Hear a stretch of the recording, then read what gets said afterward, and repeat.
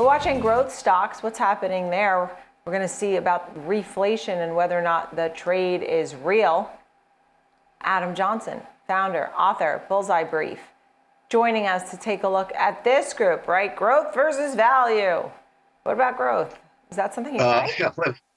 Not so much today. And I look at my portfolio, Nicole, and everything that is growthy it's just not working. Whereas everything that's, boring materials, oil, miners, Herman Miller, they sell furniture, Boston Properties, they manage properties. All the boring stuff is working. It's like Revenge of the Nerds.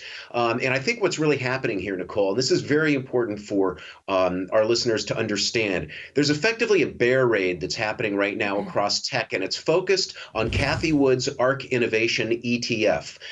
You look at her ETF, it's down about 33% from the high in February. By the way, she's not alone. The IPO index is down. The biotech index is down. The solar ETF is down. But she's got a lot of that stuff. She's getting redemptions. And the algos have figured that out. So they're basically taking all her names down, forcing them lower, which is forcing her redemptions higher. That's what's going on. And again, I think it's very important that people understand that's in part what's pushing growth down so much, Nicole.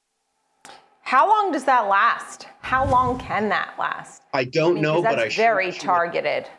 Yeah, I'm along some of those names myself, and it's painful. There's no question about it. It will end. This too shall pass. None of this stuff lasts indefinitely, but it's important to manage risk right now, and it's why you need tight stops. As you know, Nicole, I run a portfolio of 30 to 35 names. I come out with a new stock pick every week. A lot of my stuff is growthy, bullseye brief, right? The people and companies driving the world forward. That's American ingenuity.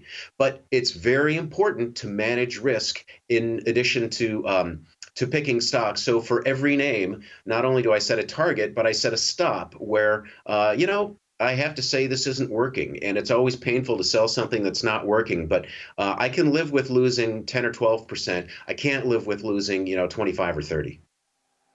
So it's hard to know what you like at this point because you said some growth is where value is, but it's hard. Names like Teladoc and Nova, for example, many great biotech stories right now, but nobody seems to care. ALK and NMTR. So what do you like? Is there anything that could be a buy now? Do you have any recommendations for us today? Or are you more in a broad-based feeling this day and just waiting to see? Balance is important, and there's always stuff to buy and there's always stuff to sell on any given day. I just wrote up Halliburton as a new buy for my Bullseye subscribers. It's still 65% off its all-time high, and doing everything right in the oil patch. Ticker HAL is for Halliburton. I'm certainly long and staying long Energy Transfer.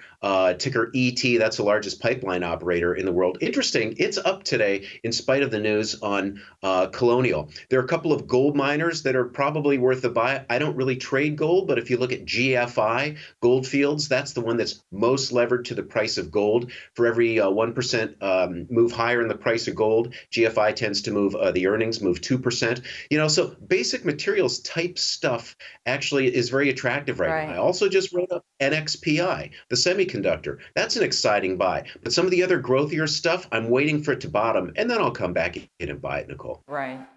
It's great to chat with you, Adam. I know you had Delta and Win as some of your reopening plays as well, and that you own those. Adam, great to see you, as always. Adam Johnson, founder, author, Bullseye Brief. Thank you.